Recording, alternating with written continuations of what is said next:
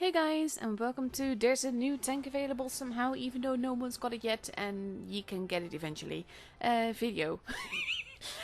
Basically, today I will be talking to you about the high score. And as you can see, it's showing nice and brightly on the side for a while, and then it doesn't. But it keeps being animated throughout the battle, and it looks quite nice. It is a tier 5 American medium tank, and pretty much is one of the Shermans. There's a lot of Shermans in the game. I've sort of compared it to them, and it's sort of like some parts are better, some parts are worse, and one part is specifically a whole lot worse than anything else. But yeah, in order to get this tank, you needed to collect an order in the store, and with that order you can sort of like daily get parts for this tank. And if you get all days, then you get the tank basically. So it's a free premium tank, and as such, that's also why you can't really expect to get a lot of buck for your well, you get it for free, so it's not a bang for your buck. But yeah, you can't really expect too much from a free tank is basically my point, and this is like a classic example of that. I'm pretty much playing it like a idiot, and you will see that that's not necessarily working out well. But I'm also going to highlight, of course, the weaknesses of this tank. Now, stats real quick. The DPM is 1348, the penetration is 100, the alpha is 280, rate of fire is 4.81, reload is 12.47, the caliber is 105, and the shell velocity is 1000. Now, all of that doesn't sound too bad yet. The aim time is 1.63, dispersion is 0.46, the gun depression is 6 degrees, which is dismal, and the gun elevation is 20 degrees. It goes 48 kilometers per hour forward, 118 kilometers per hour backwards. Engine power 450, the camera while standing still is 22%, while moving it's 16%, and after shooting it's respectively 4 and 3%. The view range is 240, the HP is 680, and basically the turret armor is 80 in the front, 60 on the sides, 55 in the rear, and the whole armor is 64 on the front, 38 on the sides, and 38 on the rear.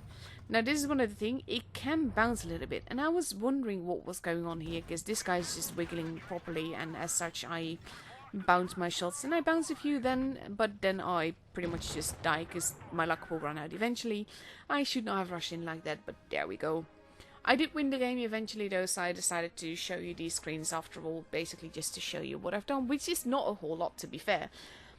But yeah, this is basically, it plays like any other Sherman. The thing with tier 5 is that if you have a bit of a brain and you're not a newbie potato, then generally you will do fine regardless of what tank you play. You just need to be a bit more careful than I was this game. Now, the thing that is mainly an issue with this tank, and what makes this tank pretty dismal in my opinion, my humble opinion, I do not like this tank. Despite it being a Sherman, I love the Fury, and I love generally the Shermans and the Easy 8s and all those kind of tanks generally fit me really well in the way that I play.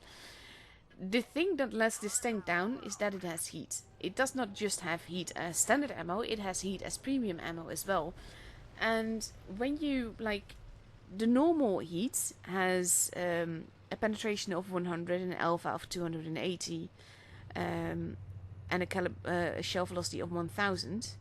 But if you switch to the other heat, then you have a penetration of 120 and an alpha of 250. But more than that, your shell velocity drops to 381. And I'm kind of like thinking and hoping that that is a typo from Wargaming somehow.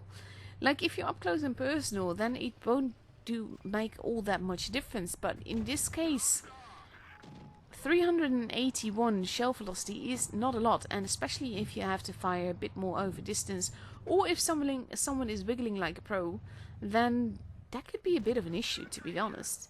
Like, I've always liked tanks with high shell velocity, because basically it means that if you shoot something, then it will actually hit where you're aiming. And the slower your shell velocity, the longer it takes for your shot to actually get where you want it to go. And that makes it all the more likely that you're either going to miss or that you're going to bounce, and all of that depending on what your enemy tank is doing. So I'm already not a fan of this tank having 2 heat rather than anything useful. Well, not that heat isn't useful, but like double heat is nah. Yeah, so I'd rather have AP or APCR at some point somewhere, but double heat is just weird. I don't actually know if any other tank has this. Like, I know that with hash, like, you get HE and HE, so to speak, but this is heat and heat. So that's, yeah, I don't know. Overall, though, like I said, it is tier 5, and if you play it a little bit more careful than I am in these games, then you should be doing fine, honestly. Like, it does do some nice damage, and in this case, got a nice teammate that's carrying me and getting all the kills, but basically meaning that I'm not the primary target, which means that I get to survive.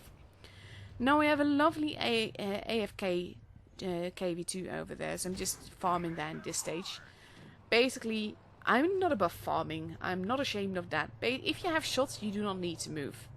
I'm very much against camping because you do not need to camp. And generally speaking, you're not likely to be effective because shots over great distances often go wrong. And a lot of people start to camp and they don't move, even though they have no targets. But when you stumble upon an AFK tank, I cannot blame you for taking them out. And in this case, like, we're winning by a mile, so I'm not worried. But if it was a pretty close call, you do not want that KV2 to actually wake up and be able to shoot you. Because even though it's a derp gun, and even though you can make him miss you and all of that, it is a tricky tank to deal with. Because if it does hit you, then it can do huge amounts of damage. So there is that. That being said, though, this is basically like the high score tank. I do not feel it is a high score in any way, but again, it is a free tank, and free stuff is nice. So there's this saying I've used in another video: don't look a gift horse in the mouth, and that's basically, yeah, the same thing here. Free stuff is free stuff, and free stuff is nice. But if it is free stuff, you can't really expect it to be like epic. And this tank, it's like, it's not bad, it's not great. Heat is an issue because, like, if you shoot it at tracks, then it's generally absorbed and all of that. And sometimes it isn't, but that's more luck than anything else and all of that. So, not a fan of this tank. I do, however, like the way that it looks. Like, I like the flashy camos and the colourful things and all of that. That's sort of the stuff that makes me buy tanks generally. In this case, though, I'm happy that we all get it for free, as long as you log in every day to collect the parts. Like the way that it's like the score thing is on the side and all of that. It's nice and it's just continuously animated. It fits the garage as well with that game stuff. So there is that as well, I suppose. But yeah, generally it is a tier 5 tank, and if you play with half a brain, you should be able to do reasonably well, even if your tank is not quite epic. So there is that as well. In any case, I will be adding this to the collection because it's very easy to just log in and get parts. That was my video for this tank, my review of it. I hope you guys enjoyed it, and I'll be seeing you guys next time again. Bye bye!